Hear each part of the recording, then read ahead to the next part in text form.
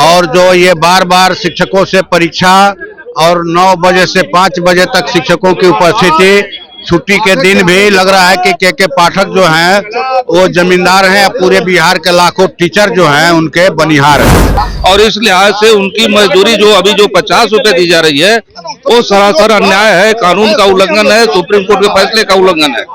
तो रसोईया का वेतनमान जो है वो 21,000 रुपया होना चाहिए। बजट सत्र का आज 5वां दिन और 5वां दिन फिर से माले के साथ अब आरजेडी के विधायक भी शामिल हो गए हैं प्रदर्शन में। और पोडिको के बाहर आप देख सकते हैं पार्क में ये सारे विधायक शिक्षा और शिक्षकों की मांग को लेकर के पाठक की जो तुगलकी फरमान है उस सारी चीजों को लेकर के सारे जो विधायक हैं वो यहाँ मौजूद हैं। ऐसे में इनसे बात करेंगे, जानेंगे कि ये शिक्षकों की बंद करो। आप लोग जो बात कर रहे हैं क्या लगता है? ये जो है सरकार ने नियोजित शिक्षकों को राज्यकर्मी का दर्जा देने का कहा जाए कि बात मान ली थी और उनको अभी तक राज्यकर्मी का दर्जा नहीं मिला। और जो ये बार बार शिक्षकों से परीक्षा और 9 बजे से 5 बजे तक शिक्षकों की उपस्थिति, छुट्टी के दिन भी लग रहा है कि के पाठक जो हैं वो जमींदार हैं, पूरे बिहार के लाखों टीचर जो हैं उनके बनिहार हैं। तो जमींदार जिस तरह से बनिहार को रोज नया नया फरमान सुना करके एकदम सिर पर सवार रहता है, उसी तरह से ये भी कर रहे हैं, अपमानित कर रहे हैं शिक्षकों को, शिक्षा जगत को।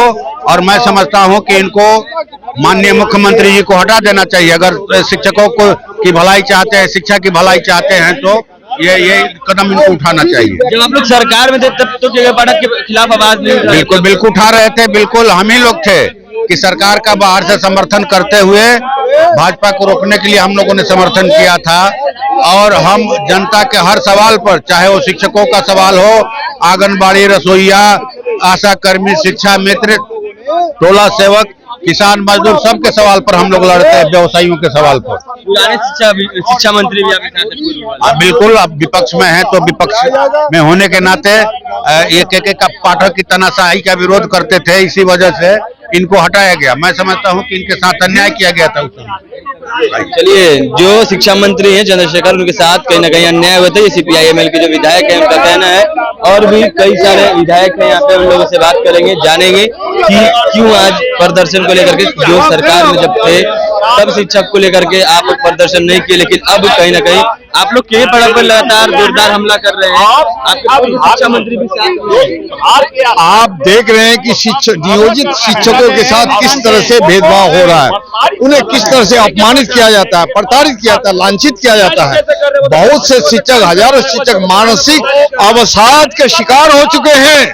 इसलिए कई बार इन लोगों ने दक्षता परीक्षा भी दी, सक्षमता भी परीक्षा दी, अभी पात्रता परीक्षा, नाना किस्म का जो परीक्षा के जरिए उनके अपमानित किया जाता है, ये सब बंद करें और बिना शर्त नियोजित शिक्षकों को सरकारी शिक्षक का दर्जा देना होगा। और 10 बजे से 4 बजे तक का शिक्षा काल स्कूल का समय निर्धारित करना होगा।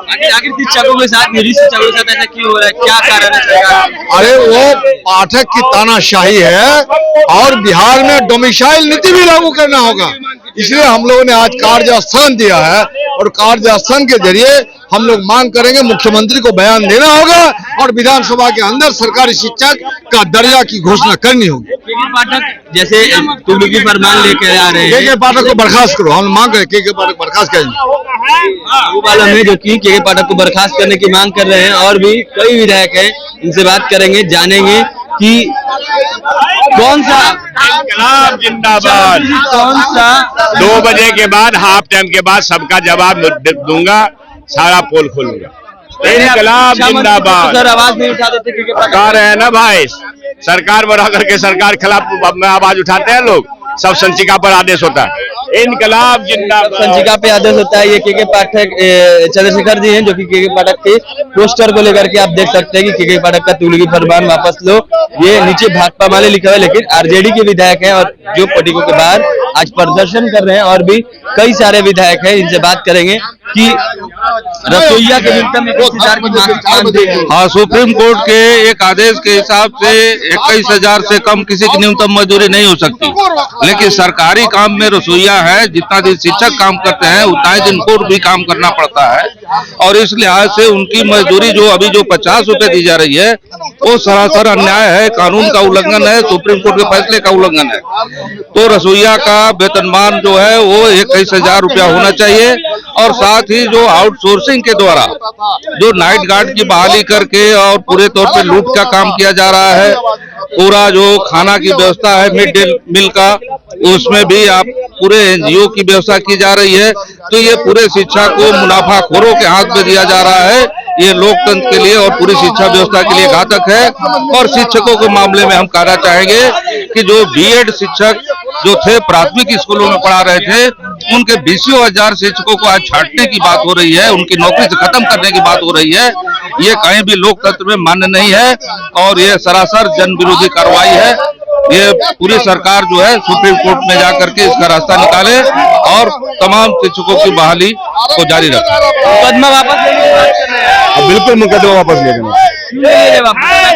अरे मुकदमा होना ही नहीं चाहिए भाई, आंदोलन करना सबका अधिकार है, क्यों मुकदमा? चलिए, मुकदमा नहीं होना चाहिए था, मुकदमा वापस लेने की बात कर रहे हैं। नियोजित शिक्षकों पे जो मुकदमा हुआ है, जो प्रदर्शन के खिलाफ जो कर रहे थे बिहार सरकार के खिलाफ, उसमें मुकदमा हुआ था, वो प्रदर्शन में जो मुकदमा हुआ उसको वापस लेने की बात कर रहे हैं विधायक। और अब आप विजुअल के माध्यम से अगर देखेंगे तो सारे विधायक नारा लगा रहे हैं बंद करो का, और जो अतिथि शिक्षक हैं जिनका समायोजन करना होगा इसके नारे लग रहे हैं। और कई सारे ऐसी चीजें, शिक्षा का निजीकरण बंद करो और कई सारी चीजों को लेकर के आज जो विपक्ष के विधायक हैं वो कहीं ना कहीं पोर्टिको के बाहर पार्क में प्रदर्शन कर रहे हैं। और भी तमाम खबरें हम तक पहुंचाते रहेंगे। इसी तमाम खबरों के लिए जुड़े रहे हमारे चैनल के साथ। तब तक के लिए धन्यवाद।